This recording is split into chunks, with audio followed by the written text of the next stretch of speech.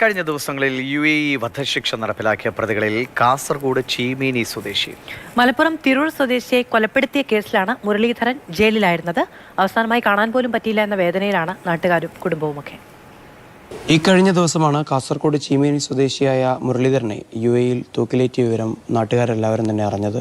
നാട്ടുകാരൊക്കെ വലിയ ഒരു വേദനയിലാണ്, വലിയ ആ ഒരു ആഘാതം ഇപ്പോഴും പൂർണ്ണമായിട്ടും വരുന്നൊന്നും മാറിയിട്ടില്ല എന്ന് തന്നെ പറയാം. ഇപ്പോൾ മുരളീധരൻ പഴയ സുഹൃത്തുക്കളൊക്കെ തന്നെ വീട്ടിലേക്ക് എത്തിക്കൊണ്ടിരിക്കുകയാണ്. ചേട്ടാ, വർഷങ്ങളായിട്ടുള്ള ബന്ധമായിരുന്നു അല്ലേ? നമ്മൾ ചെറുപ്പത്തിലേ ബന്ധമാണ്. നല്ല ഒരു ഫുട്ബോൾ പ്ലെയറാണ്, നല്ല പ്ലെയറാണ്. കാരണം കണ്ണൂർ കാസർഗോഡ് ജില്ലയിൽ നിറഞ്ഞാടിയ ഒരു പ്ലെയർ എന്ന് പറയാം. വലിയ വിഷമമുണ്ട്. വിദേശത്തേക്ക് 2007 ഇവിടുന്ന് പോയതാണ്. 2007 ഒരു അച്ഛനുണ്ടായ സമയത്ത് പോയതാണ്. കാസർഗോഡ് ജില്ലയ്ക്ക് വേണ്ടിയിട്ട് കളിച്ചിട്ടുണ്ട്. പിന്നെ ജൂനിയർ സ്റ്റേറ്റ് കളിച്ചിട്ടുണ്ട്.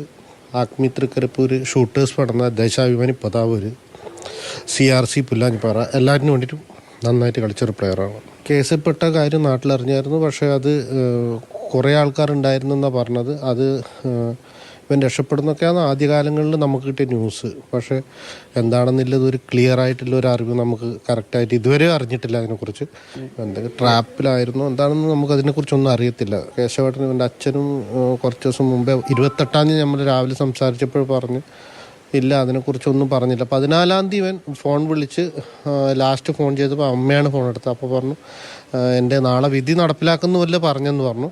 പക്ഷേ അതിനുശേഷം ഫോൺ വിളിയൊന്നും ഉണ്ടായിരുന്നില്ല. എംബസിയിലും ഒന്നും അറിയിച്ചില്ലായിരുന്നു.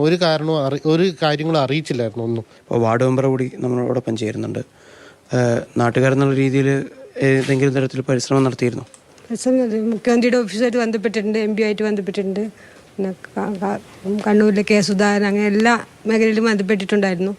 എന്തുകൊണ്ടോ നമുക്കത് രക്ഷപ്പെടുത്താൻ കഴിഞ്ഞിട്ടില്ല. എന്ത് പറഞ്ഞിട്ടാണ് നമ്മൾ അവരെ ആശ്വസിപ്പിക്കൽ? നമുക്ക് ആ ഒരു എന്താണെന്ന് പറയേണ്ടത് നമുക്കറിയുന്നില്ല. അവരെ ആശ്വസിപ്പിക്കാനൊരു നമുക്കൊരു ഇത് കിട്ടണ്ടേ, അത് നമുക്ക് പറ്റുന്നില്ല. നമ്മളാകെ ഒരു നിശ്ചിതാവസ്ഥയിലാണ് ഇപ്പോൾ ഉള്ളത്. ഒട്ടേറെ ആളുകൾ ഈ കേസിൻ്റെ ഭാഗമായിട്ടുണ്ടായിരുന്നു. പക്ഷേ പെട്ടുപോയത് മുരളീധരനാണ് എന്ന് തന്നെയാണ് നാട്ടുകാരും ആവർത്തിച്ച് പറയുന്നത്. ചീമേനിയിൽ നിന്ന് സാരംഗ് സുരേഷ്, മാതൃഭൂമി ന്യൂസ്.